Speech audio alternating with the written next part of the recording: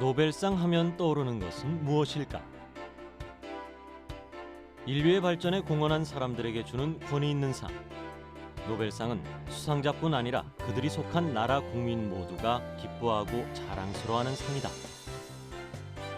이런 노벨상과 비슷하면서도 너무나 다른 상이 있다. 바로 노벨상을 패러디해 만든 이그 노벨상이다.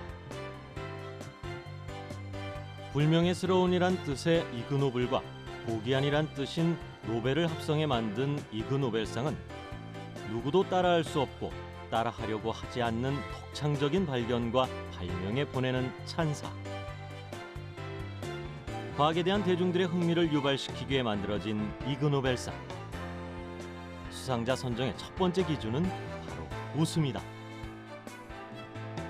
그것이 어이없는 웃음이든 기발한 생각에 대한 찬사의 웃음이든 사람들에게 웃음을 줄 수 있다면 이그 노벨상의 취지에 부합하는 것. 그리고 오래전부터 웃음의 힘에 주목한 사람들. 지팡이를 든 코수염 신사, 시대를 풍미한 익살꾼. 영국 코미디언 찰리 채플린은 웃음 없는 하루는 낭비한 하루라고 단언했다. 인류학자 에드워드 홀 역시 당신이 사람들의 유머를 배우고 그것을 진짜로 장악한다면 거의 모든 것을 다 장악했다고 할 수 있다라고 말했으며, 프랑스의 저널리스트이자 극작가인 샹포르는 모든 날 중 가장 완전히 잃어버린 날은 웃지 않은 날이라고 했다. 그들이 주목한 웃음의 힘. 그 웃음에는 어떤 비밀이 숨겨져 있을까? 어디를 향해 그리 바삐도 가는지 쉼없이 오늘도 걷고 또 걷는 도시의 사람들. 그 얼굴은 저마다 표정이 굳어있다. 사람들을 행복하게 만들었던 웃음의 행방불명. 지금 대한민국의 얼굴엔 웃음이 메말라가고 있다. 웃음이 사라진 대한민국. 그 자리엔 무엇이 대신하고 있을까? 2003년부터 13년째 OECD 국가 중 자살률 1위를 기록한 나라.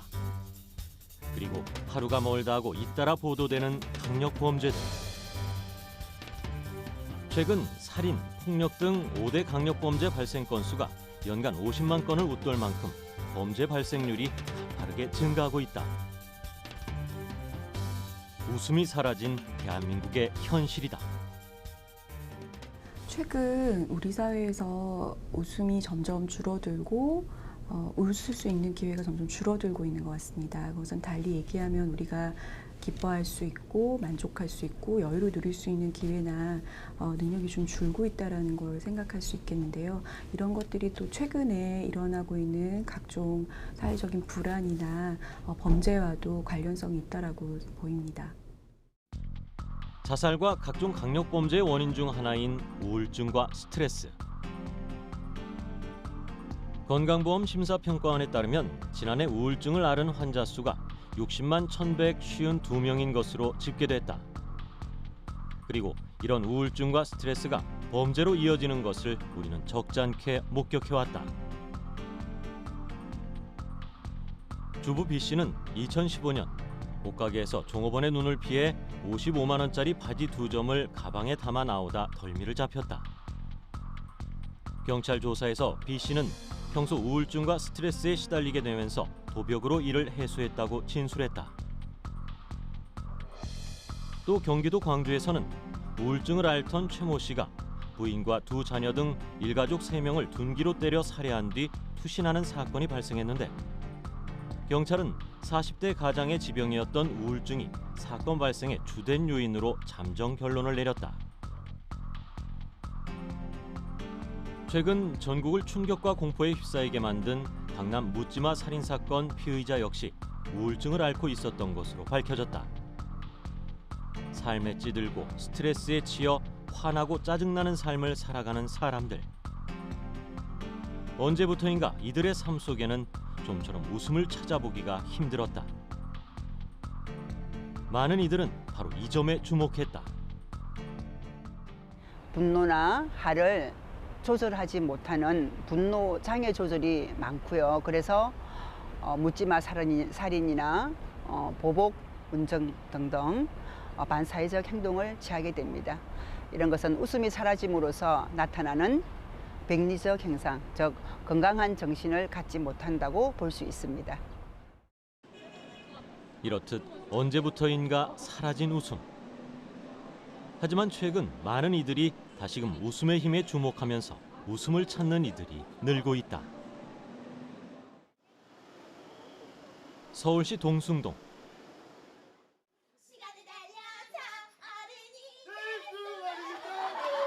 한바탕 웃음은 사람들을 행복하게 한다. 폭소가 만발한 대학로의 한 개그 전용 극장. 이 무대를 위해 밤낮으로 땀을 흘려온 이들이 있다. 스스로 웃음 메이커를 자칭한 웃음 전령사. 웃겨야 사는 이들. TV나 영화, 무대에서 웃음을 통해 사람들을 즐겁게 해주는 사람들. 우리는 그들을 개그맨이라 부른다. 힘들고 서글픈 이들에게 웃음거리를 줄 수만 있다면 비실비실이어도 좋고 천대받는 광대여도 좋다. 나는 다시 태어나도 삼룡이가 되고 싶다. 힘들고 가난했던 시절 웃음으로 서민의 시름을 달래준 코미디. 우리나라 코미디의 시작은 이름 석자만으로도 대한민국을 웃게 한 구봉서, 배삼룡, 서영춘 등의 희극인들의 등장부터다. 1969년 지방 유랑극단 무대에 섰던 코미디언들로 구성된 한 코미디 프로그램은 우리나라 방송에서 코미디 장르를 본격화했는데 당시 안방극장 최고의 인기 프로그램으로 시청자들의 사랑을 받았다. 이렇듯 우리 시대 코미디언들은 시대의 흐름과 함께하며 웃음에 목마른 대중의 곁에서 끊임없이 즐거움을 선사해 주었고 숱한 응어리로 얼룩진 사람들의 마음을 풍자와 해악을 통한 공감으로 풀어주었다. 한 사람의 관객에게 웃음을 주기 위해서 끊임없이 연구하고 노력하는 이들. 프로다운 완성된 코너를 위해 연기 연습부터 코너 짜기 등 하루 24시간 그들의 머릿속엔 온통 개그 생각뿐이다. 매일 오후 6시에 정식 연습이 끝나면 누구랄 것도 없이 지하철 막차 시간까지 남아 아이디어를 짠다. 개그맨이 되려고 모두 대학에서 개그를 전공하거나 대학로 극단에서 오랜 세월 활동하며 노력해온 이들. 이들에게 개그맨이란 직업은 어떤 것일까? 희생해서 남들을 즐겁게 해주는 직업이라고 생각하거든요. 물론 다른 직업들도 많이 자기 희생을 하고 뭐 공부를 의사를 보면 뭐 자기 시간을 할애하고 공부를 하고 해서 지식을 쌓아서 남의 생명을 도와주죠. 저희도 새벽에 피곤하고 졸리고 좀 쉬고 싶을 때도 아이디어 회의를 하고 뭐 안 나올 때도 솔직히 짜증도 나고 이런데도 결국 짜가지고 다음날 무대 위에서 이렇게 사람들을 웃기는 그런 희생해서 남들을 즐겁게 만들어주는 그런 직업이라고 생각을 해요. 공연장 한쪽에서 공연 준비가 한창인 개그맨 홍가람 씨. 10여 년 넘게 공연을 해온 그이지만 예나 지금이나 무대에 설 때면 늘 긴장되는 건 어쩔 수 없나 보다. 공연 전에 뭐 다른 기분보다요. 잘해야겠다. 대사 다시 한번 떠올려보고. 드디어 관객들 앞에 선 그. 활짝 웃는 모습으로 그렇게 공연이 시작됐다. 야, 생각을 해봐라. 내가 여자를 꼬셨지 여자가 날 꼬셨겠냐? 나 은근히 일리 있네. 이날을 위해 오랜 시간 준비해온 그들. 너 정말 웃긴다. 개그맨 해라. 라는 이야기를 밥 먹듯 듣고 자란 이들이지만 무대 위에 올라선 그 순간만큼은 늘 두렵긴 마찬가지다. 그들의 행동 하나하나, 말 한마디에 웃고 박수치는 관객들. 이만하면 오늘 공연은 꽤 성공적인 것 같다. 웃음을 위해서 어떠한 망가짐도 두려워하지 않는 그들이 있기에 대한민국의 웃음은 오늘도 계속되는지도 모른다. 웃음이 없으면은 직업이 없는 거잖아요. 그러니까 뭐 전부죠, 전부. 네. 뭐 여러 가지에서 뭐 행복을 느낄 수 있겠지만 저는 진짜 저희가 준비한 개그가 일주일 동안 준비한 개그가 관객분들 앞에서 반응이 딱 올 때 그럴 때 가장 큰 행복을 얻는 것 같아요. 뭐 돈을 많이 벌고 뭐 그런 것보다도 진짜 관객분들이 저희 개그 하나하나에 저희가 예상했던 부분에서 웃음이 나올 때 그때 가장 큰 행복을 얻는 것 같습니다. 더욱이 최근 관객과 함께하는 무대가 늘어나면서 조금씩 공연장을 찾는 이들이 늘었다. 웃음을 찾아 나선 이들. 오늘만큼은 혼자가 아닌 함께이기에 마음 편히 실컷 웃을 수 있었던 하루였다. 와가지고 많이 웃고 갔어요. 스트레스 받았는데 스트레스 풀고 가요. 아무래도 애기가 있다 보니까 그런 것보다 이렇게 와가지고 스트레스 푸니까 더 좋은 것 같아요. 계속 공부하고 성적 때문에 계속 머리 아프고 그랬는데 한 번 웃으니까 그런 게 날아가는 것 같아요. 정말 재밌어요. 인간이 가지고 있는 가장 멋진 본능, 웃음. 하지만 우리는 오늘 하루 몇 번이나 웃었을까? 이 질문에 선뜻 대답할 수 있는 사람은 많지 않을 것이다. 그들에게 물었다. 과연 우리는 지금 얼마나 웃고 사는지. 별로 많이 웃진 않는 것 같아요. 많이 웃어야 된다고 생각을 하는데 실제로 제 자신을 생각해 보면 많이 웃진 않는 것 같아요. 세어보진 않았는데 네 글쎄요 한 10회 이상? 2번. 10번? 10번 넘게 웃는 것 같은데. 2번은 이유가 왜 2번밖에? 회사에서는 안 웃고 집에 와서 TV 보면서. 예상외로 이처럼 우리는 웃음에 너무나 인색하다. 한 설문조사에 따르면 인생을 80년이라 봤을 때 우리가 웃는 시간은 약 30일 정도. 하루 평균 한국인이 웃는 시간은 90초. 일생을 80년이라고 가정한 뒤 이를 다시 환산하면 평생에 30일 동안만 웃는다는 얘기다. 일하는데 26년, 잠자는데 22년, 근심을 걱정하는데 6년 7개월, 화장실에서 3년 반의 시간을 보내는 데 비해 턱없이 적은 시간이다. 사람이 7,000가지 이상의 표정을 지을 수 있다고 하지만 평균 서너 가지의 표정만으로 평생을 살아가는 우리들. 하루 5분 웃음도 힘든 세상. 우리는 왜 웃어야 하는 걸까? 웃음이라는 것은 이렇게 많은 경우에 대부분 관계 속에서 일어납니다. 사실 하나의 커뮤니케이션의 한 방법이라고도 볼 수 있는데요. 그래서 웃음을 통해서 우리는 다른 사람들과 함께 있다라는 걸 느끼고 더 가까이 느끼고 그리고 혹시 그 다른 사람들과 사이에 있을 수 있는 어떤 부정적인 감정들을 좀 해소하는 데도 굉장히 도움이 됩니다. 그런 점에서 웃음은 우리가 다른 사람과 함께 할 수 있는 좋은 능력이 된다고 생각을 합니다. 예로부터 우리처럼 웃음을 좋아해온 민족도 드물 것이다. 힘들고 어려운 시대를 거쳐오면서 해악과 신바람을 잃지 않았던 우리 조상들은 이를 다양한 문화로 발전시켜왔다. 서울시 부암동에 위치한 무게원. 서울시 등록 1호 식당이자 삼청각, 대원각 등과 함께 서울 3대 고급 요정으로 꼽히던 종로구 익선동의 오지남 건물이 부암동으로 옮겨져 재탄생한 전통 문화 공간이다.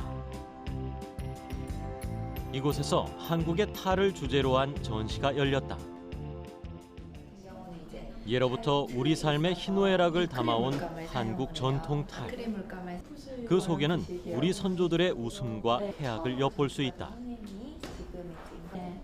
한국의 탈 전시는 한국 탈춤은 물론 우리 전통 탈이 가진 문화적 가치를 좀 더 가까이 느낄 수 있게 하기 위해 만들어진 자리다.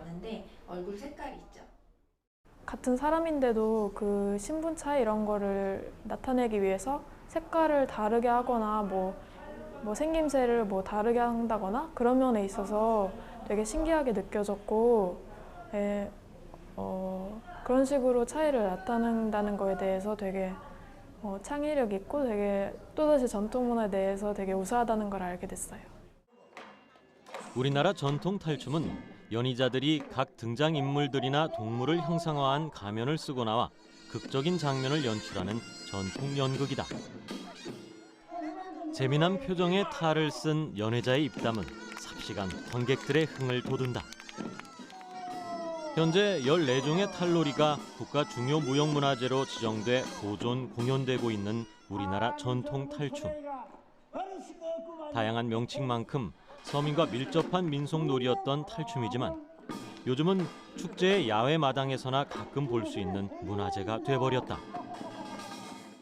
가장 기본적으로 이제 보여지는 것은 양반 계층을 비판하고 풍자하고 그러한 내용들을 내가 맨 얼굴로 할 수 없으니까 마스크를 쓰고 그것을 서민들을 대변해서 얘기를 하는 거에서 유래를 했고요. 이거 외에도 서민들의 생활을 그대로 보여주는 장면도 있고 아니면 일부 다처제의 그런 사회를 보여주는 그러한 장면들도 많이 나와 있습니다. 그러니까 일반 서민들의 삶이랑 굉장히 많이 밀접하게 연결이 되어 있죠. 익살과 재주를 선보이며 시름을 잊게 만든 탈춤과 오랜 전승 과정을 거쳐 현재까지 남아있는 다양한 전통탈. 그중 봉산 탈춤을 위주로 동네 야류와 강령 탈춤, 가산 오광대, 하회 별신구 탈놀이 등 전국 방방곳곳에 탈춤에 쓰인 30여 점의 전통탈이 전시돼 있다. 봉산 탈춤의 말뚝이에서부터 코피가 나오는 양반탈, 입이 삐뚤어진 도령탈, 일부 다처제의 삶을 표현한 탈들까지 표정도 역할도 모두 제각각이다. 대부분 풍자와 해악이 들어간 제담들이 많은 탈춤. 화를 내지 않고 웃는 모습과 말투로 진행되지만 사실 저마다 다른 탈의 표정에는 그것과 반대되는 자신의 주장과 의견을 담아왔던 것이다. 그래서 유독 우스꽝스럽거나 익살스러운 모습의 탈이 많은 이유인지도 모른다. 자연스러운 인간의 욕구인 웃음. 경직된 관료 사회와 이에 대한 반작용으로 형성된 서민의 웃음 문화는 민요, 사설 시조, 판소리, 탈춤 등으로 이어져 내려왔다. 해악과 풍자를 즐기고 웃음으로 삶의 고단함을 덜어낼 줄 아는 멋스러운 민족이 바로 우리다. 지역 주민들과 같이 서로 소통하고 웃고 양반을 풍자하고 해악하면서 서로 그런 요즘 말로 하면 스트레스죠. 그런 스트레스들을 웃음으로 극복하고 이야기 나누면서 풀어나가는 그게 가장 이 탈춤이 가진 힘이고 이 조상들이 이 탈춤을 연희했던 그런 이유가 아닐까 그렇게 생각을 합니다. 사람의 마음을 표정 변화나 소리로 나타내는 방식의 하나인 웃음. 웃으면서 사는 인생은 누구나 꿈꾸는 것이다. 행복을 떠올릴 때 가장 먼저 떠오르는 것 역시 웃음이다. 이런 웃음으로 세계의 리더들은 대중의 마음을 사로잡았다. 정치 지도자 가운데 가장 많은 유머를 남긴 사람은 윈스턴 처칠 전 영국 총리가 독보적이다. 처칠이 연설을 하기 위해 연단에 올라가다 넘어졌다. 군중들은 이를 보고 폭소를 터뜨렸다. 태연하게 일어난 처칠은 이렇게 연설을 시작했다. 여러분이 웃을 수 있다면 저는 또 넘어질 수 있습니다. 로널드 레이건 전 미국 대통령도 처칠에 뒤지지 않은 위트와 재치의 대가였다. 1981년 암살범 존 헝클리에게 총을 맞았을 때다. 레이건은 걱정하는 아내 낸시에게 이런 유머를 날렸다. 여보, 총알 피하는 것을 깜빡했어. 존 F 케네디 전 대통령 역시 유머의 달인이었는데 이런 말을 남겼다.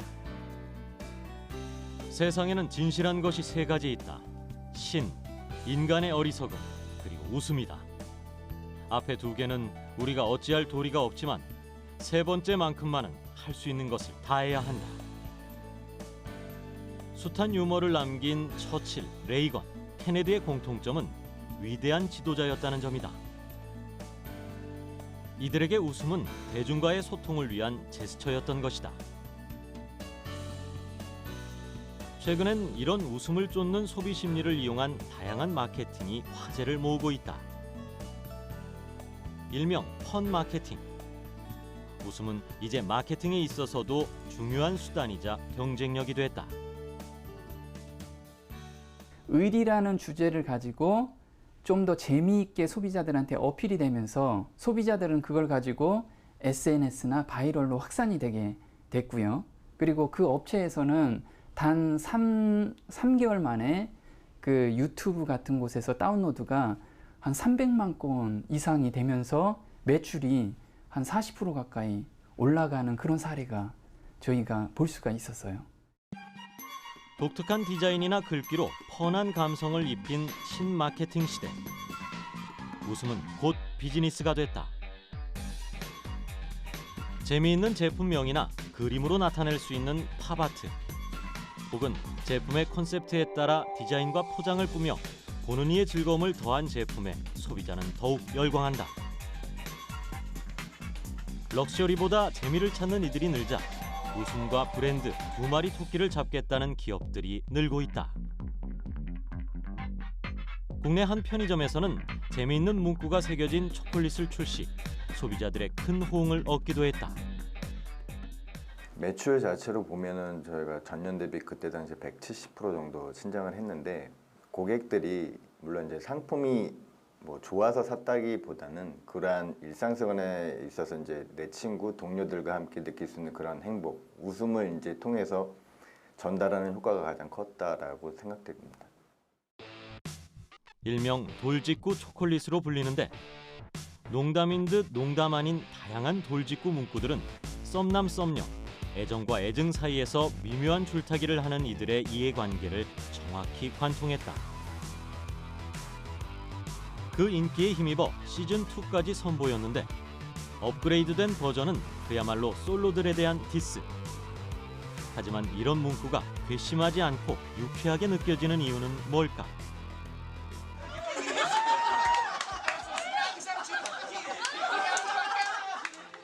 이제 웃음은 마케팅이고 곧 비즈니스가 됐다. 다양한 콘셉트를 적용해 자연스럽게 웃음을 유발하는 웃음 마케팅은 소비자의 지갑을 열게 하는 중요한 키워드로 떠오르고 있다. 기업 입장에서는 펀 요소를 가미하게 되면 소비자 입장에서는 그게 뇌리에 남게 되고, 소비자는 이성적인 판단에 의해서 구매를 하는 게 아니고 감성에 의해서 이제 구매가 되는 그런 패턴으로 바뀌게 된 거예요. 이거는 경쟁이 굉장히 치열해지면서 발생하게 된 소비자의 구매 트렌드죠. 그래서 앞으로는 감성 코드가 많을수록 소비자들의 감성을 자극하게 되고, 그 감성을 자극한 기업들의 제품을 구매하는 그런 소비자의 심리가 여기에 반영이 된 것 같습니다. 경기도 고양시 주교동에 위치한 고양시청. 이곳에 SNS에서 유명세를 얻은 스타가 있다.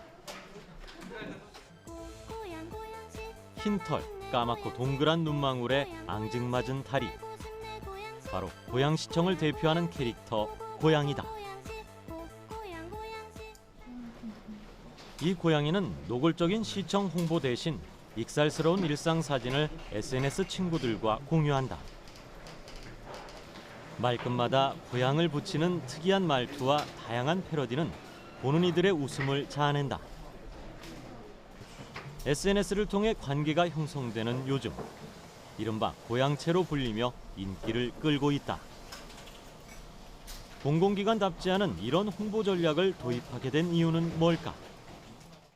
저희 고양시가 그 일산이라는 신도시가 생기면서 일산이라는 이미지가 너무 사람들한테 그 각인이 됐어요. 그래서 고양이라는 그 명칭을 많은 사람한테 알리고자 이제 노력을 했고요. 또 이제 포털을 보면 고양시를 검색하면 고양이도 이제 검색이 되는 것들을 보고 역발상을 하게 된 거죠. 그래서 고양이 이미지를 이제 페이스북에 그 이미지를 쓰기 시작했고요. 그것이 이제 여러 유머 사이트 등에서 회자되면서 많은 분들이 이제 그 딱딱한 관공서 이미지를 벗어버린 고양시를 기억할 수 있게 이제 되셨어요. 재미도 없고 별로 알고 싶지도 않은 시정에 대해 떠들기보다는 고양이를 시청 캐릭터로 만들어 자연스레 시민들의 호감을 얻었다. 기존 관공서의 이미지가 아닌 유머러스하고 공감 가는 모습들은 고양 시민이 아님에도 불구하고 열혈 팬이 생길 정도. 도입 전 불과 1000여 명 정도였던 게시물 조회수는 100만을 넘어섰다. 시민들 댓글 보면 키읔키읔 히읗히읗이 제일 많아요. 이제 많이 웃어주시고요. 재밌게 보시는 것 같고요. 이제 저희 고양시 인구가 103만이거든요. 근데 거의 이제 조회수를 보면은 저희 뭐 100만에서 160만 정도 평균적으로 그렇게 보고 계세요. 고양이의 폭발적인 인기는 SNS를 넘어 오프라인까지 이어졌다. 오프라인 홍보물, 다양한 축제에서 최고의 인기를 자랑하는가 하면 심지어 뮤직비디오, 고양이 댄스까지 선보이며 남녀노소 누구나 좋아하는 인기 스타가 됐다. 고양이 캐릭터를 활용한 이러한 고양시청의 SNS 페이지는 홍보업계에서도 성공 사례로 꼽히고 있다. 행정관서에서의 그 권위를 벗어버리고 시민들과 함께 즐겁게 일함으로 인해서 발생될 수 있는 것이 웃음이 아닌가 생각이 됩니다. 그래서 저희는 앞으로도 계속 이 고양이 캐릭터뿐만이 아니라 여러 가지 매체를 이용해서 시민들을 즐겁게 해주고 또 그 즐거움 속에서 웃음이 넘쳐나는 그런 고양시를 만들기 위해서 노력을 해나갈 겁니다. 광주광역시 두암동. 지역 주민들이 함께 모여 이색적인 운동 산매경에 빠져 있다는 이곳은 이름하여 웃음요가 교실이다. 최근 몇 년 새 우리는 웃음에 관한 이야기를 제법 많이 들어왔다. 웃음이 기분을 좋게 만들어주는 것 외에 실제로도 인체에 긍정적인 영향을 미친다는 것. 특히 혼자보다는 함께 웃을 때 더 많이 웃고 더 크게 웃게 된다. 이에 함께 웃는 웃음을 통해 건강을 찾고자 하는 이들이 늘고 있다.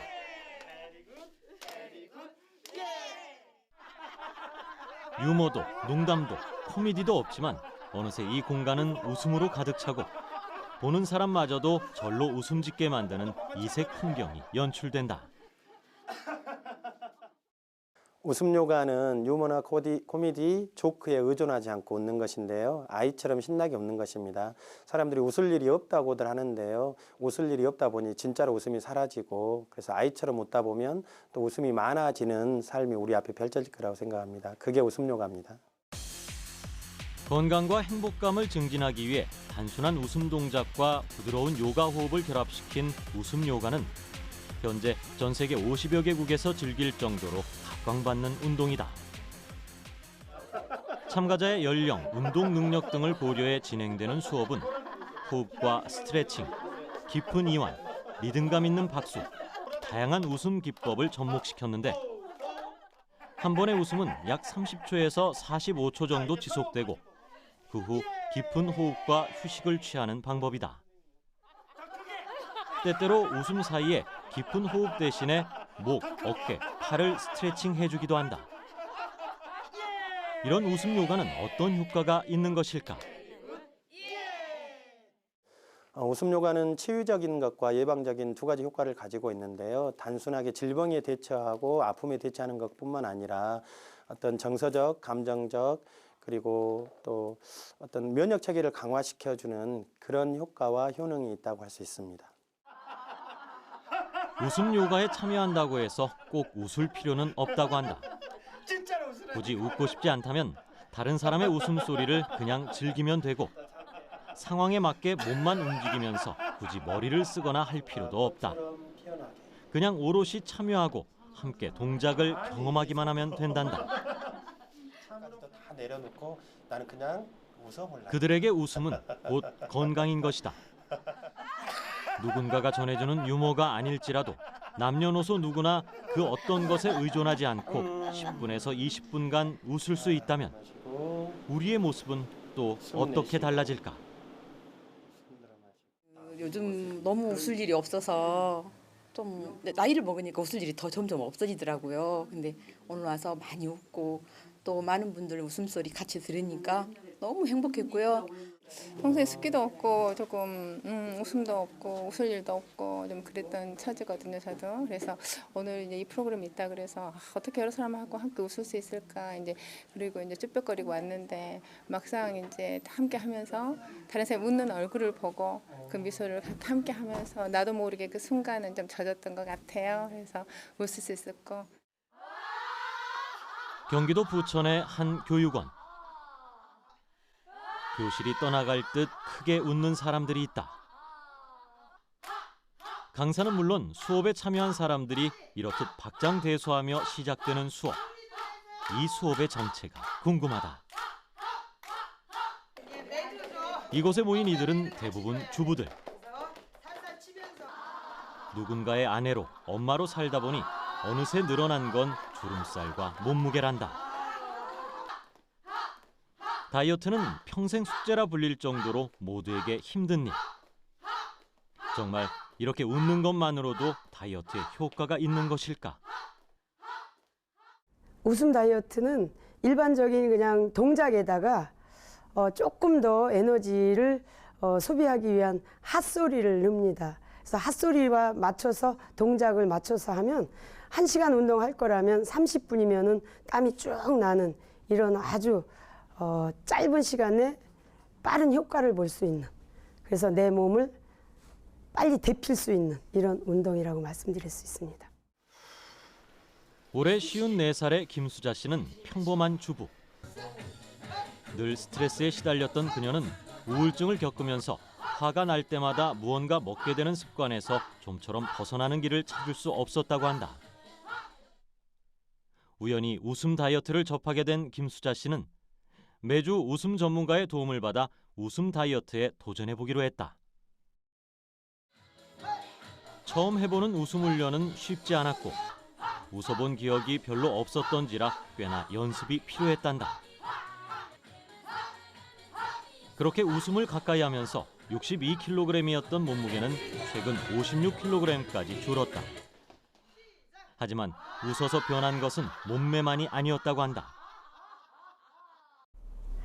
처음에는 별거 아닌 것처럼 생각을 하다가 제 몸이 변화가 오는 거를 보고 그렇게 웃음을 해서 저렇게 환해지면서 살도 빠지고 진짜 너무 멋진 인생을 산다고 많은 칭찬들을 해주시고 그럽니다. 웃기 시작하면서부터 마구 먹을 필요가 없어졌다. 또 엄마의 웃음은 조용했던 가정에 웃음소리가 넘치게 했단다. 삶의 고통을 치료하는 방법으로 웃음을 선택한 사람들. 그들에게 웃음은 어떤 의미일까? 웃음이란 산소와 물과 같습니다. 우리가 숨을 쉬고 있어도 산소가 없으면 죽지 않습니까? 물도 온몸의 70%가 물이지 않습니까? 그래서 웃음이란 산소와 물과 같습니다. 없으면은 죽습니다. 그래서 물하고 산소와 꼭 비교가 됩니다. 감사합니다. 웃음은요 생명력이 있습니다. 그리고 긍정의 힘이 엄청 있어가지고요. 내가 웃음으로 가정이 즐거워지고 또 친구들이 즐거워지고 내가 또 웃음으로 인해서 많은 사람에게 웃음을 줘야지 하는 마음이 항상 있어서요. 친구들에게 제가 웃음을 주려고 웃음을 배워서 그대로 또 전달하면요. 그 친구들도 그렇게 좋아해요. 웃음은요 다른 사람에게 봉사할 수 있어서 어쩌면 생명력이 있다. 저는 그렇게 생각합니다. 부산광역시 낭민동에 있는 한 병원. 웃음의 기적은 어디까지일까? 최근 과학적으로 웃음의 효과가 속속 입증되면서 문제 해결의 실마리를 웃음에서 찾고자 하는 이들이 늘고 있다.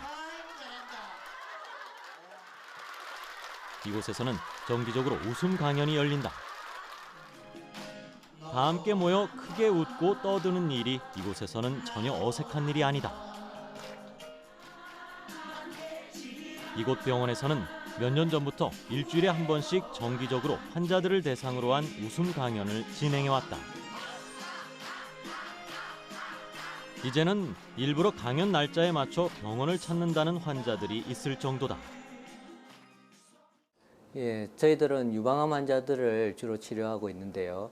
이 유방암 환자들은 스스로가 우울증에 많이 빠져 있고 면역력이 저하된 분들이 많습니다. 그래서 연구에 의하면 웃음 치료 자체가 몸속의 면역력을 정대시켜주고 암 재발을 억제한다는 보고가 있습니다. 그래서 우리 환자들이 웃음 치료를 통해서 몸속의 면역력을 극대화시켜서 암 재발이 최소한도로 될 수 있도록 하기 위해서 시작을 하게 됐습니다. 이곳 병원처럼 최근 치료를 위한 중요한 수단 중 하나로 웃음 치료 프로그램을 운영하는 곳들이 늘고 있다. 단지 크게 웃는 것만으로도 치료에 도움을 준다는 웃음. 바로 이런 점들 때문에 의학계가 웃음에 내비친 관심은 예사롭지 않다. 2013년 국립암센터의 발표에 따르면 우리나라 암 환자는 137만 명을 넘어섰다. 이 중 절반에 가까운 43%가 암 진단 후 5년 초과 생존자. 하지만 암 투병은 여전히 고대다. 암 환자에게 면역력은 유일한 버팀목. 그래서 전문가들은 억지로라도 웃으라고 말한다. 웃음이 암을 이기는 치료법 중 하나가 될 수 있다는 것이다. 불면에서 헤어나서 숙면을 취하는 불면증을 해소했다는 환자분들이 상당히 많습니다. 이는 밤에 잠을 오게 하는 멜라토닌의 전구 물질인 세로토닌이 분비되기 때문에 충분한 수면을 취할 수 있고 숙면을 취하기 때문에 피로가 회복된다. 그래서 전체적으로 마음도 안정이 되고 우울감이 사라지는 그런 효과를 볼 수 있고요. 특히 암 환자에 있어 웃음 치료가 항암 방사선 치료 부작용으로 발생하는 피부염을 줄일 수 있다는 임상 연구 결과도 나왔다. 힘든 항암 치료와 재발에 대한 두려움으로 하루하루 어둡게 사는 암 환자들에게 웃음은 스트레스를 줄여 치유력을 높이고 통증을 완화시키는 역할을 하는 것. 각 병원 암센터가 정기적으로 암 환자를 대상으로 웃음 치료를 하는 이유다. 강연을 진행하는 조상영 박사의 유머 한마디에 환자들은 고통을 잊은 듯 배꼽이 빠져라 웃어댄다. 자칭 웃음 박사로 통하는 조상영 박사는 이런 웃음 강연을 통해 그들에게 기적 같은 에너지를 전달하고 있다. 5년 전에 위암 치료를 받고 그 집에 있는데 누가 여기 환자 좋다 해서 왔어요. 그래 오고 보니까 조 교수를 만나갖고 너무너무 좋았어. 그 내 웃음 내가 웃고 내가 즐기고 또 내가 이래 하고 보니까 내 얼굴도 좋아졌고 피부 색깔이 내가 달라졌어요. 처음에 한 2번, 3번 오도 안 웃었더라고. 내 마음이 이상하게. 근데 한 3번째인가 이래 왔을 때 그때부터 수혈이만 기다려지는 기라. 뭐 꿈도 꾸지고 그러면 내가 살아야 되겠다. 살 것 같다. 선생님 얼굴만 보면 그러면 웃어봐요 나는. 평소 매주 월요일마다 한바탕 웃음바다가 펼쳐진다는 그의 웃음연구소. 부산 전역에서 웃음을 찾아 모인 이들은 먼저 강의실이 떠나갈 정도로 크게 웃는 것으로 수업을 시작한다. 운영 프로그램은 생각보다 간단했다. 수업을 진행하는 조상영 박사가 강의실을 휘저으며 특유의 유머로 사람들을 웃게 만든다. 그가 하는 일은 전국 곳곳에 웃음 바이러스를 퍼뜨리는 것이다. 암 투병으로 심신이 지친 환자, 우울증이라는 방에 갇힌 사람, 찾아주는 이 없는 노인 등 좀처럼 웃을 일 없는 사람들을 웃게 하는 것이 그에게 주어진 미션이다. 웃음을 유발하기 위해 직접 개발하기도 하고 기존에 나와 있는 유머를 엮어 새로운 웃음 포인트를 찾아내기도 한다. 웃어라, 길게 웃어라, 온몸으로 웃어라, 모여서 함께 웃어라라는 4가지 법칙만 꾸준히 실행에 옮겨도 인생이 달라진다고 말하는 조상영 박사. 그에게 물었다. 우리는 왜 웃고 살아야 하는가? 현대인들의 가장 시급한 문제가 스트레스 해소라고 하잖아요. 어딜 가나 즐거운 일이 생기는 건 많이들 없고요. 스트레스 받는 일들만 그렇게 많이 생기고 있거든요. 현대 사회에서 가장 건강을 해치는 주범이 스트레스라고 이야기를 합니다. 그 스트레스를 없애기 위해서는 바로 웃음이 최고라는 것입니다. 울산광역시 매암동. 수심이 깊어 배에 드나듦이 편리한 이곳 장생포는 예로부터 목적지로 가는 배들이 잠시 쉬어가는 연안 항로의 기항지이자 옛 고래잡이의 전진기지였다. 하지만 1980년 지나친 포획으로 인해 고래 개체수가 감소하자 포획량 역시 함께 줄어들었고 일부 종은 멸종에 이르렀다. 이에 1986년 고래잡이가 금지된 이후 쇠락의 길을 걷던 장생포는 고래 관광을 기반으로 화려하게 부활했다. 국내 유일의 고래 관광 특구로 지정된 이곳에서는 때마침 고래 축제 준비가 한창이었다. 이른 아침부터 축제 준비에 바쁜 사람들 틈에서 유독 눈에 띄는 이들이 있다. 바로 차림새부터 독특한 각설이다. 소품 하나하나를 챙기고 분장하는 손놀림이 제법 숙련된 모습이다. 이날도 어김없이 공연 준비에 잠시도 쉴 틈이 없다. 뭐하기보다도 옛날 못 살 때는 그때 돌릴 수 있는 그런 분장 그런 걸 위주로 좀 코믹스럽게 좀 없는 사람처럼 못난 사람처럼 그게 포인트라고. 드디어 준비를 마친 멤버들이 리허설 준비에 나선다. 올해 20년 경력의 각설이 김홍렬 씨를 중심으로 남은주 씨와 백성음 씨가 함께 호흡을 맞추는 각설이 신토부리. 지금까지 한 공연만도 무려 수천 번이란다. 그들은 공연을 통해 무엇을 전하고자 하는 것일까? 못 먹고 살던 그때 그 시를 돌아가서 하나의 음식을 한 끼 얻어먹기 위한 하나의 동작과 행위, 그 옛 추억을 돌아가야죠. 축제 현장에서 혹은 큰 장이 열리는 시골장에 가야 운 좋게 마주칠 수 있는 귀한 몸이 된 각설이. 이 장터 저 장터 떠돌며 우스꽝스러운 춤이나 추며 가끔 나랏님 욕을 해주면 사람들은 좋아했다. 신부는 거지였지만 때론 광대 취급을 받았다. 드디어 흥겨운 음악과 함께 각설이 공연이 시작됐다. 반가운 각설이에 모여든 어르신들은 누구랄 것도 없이 어깨가 절로 움직인다. 눈은 사람들을 향하고 입은 노래를 쏟아내며 몸은 잠시도 가만히 있지 않는다.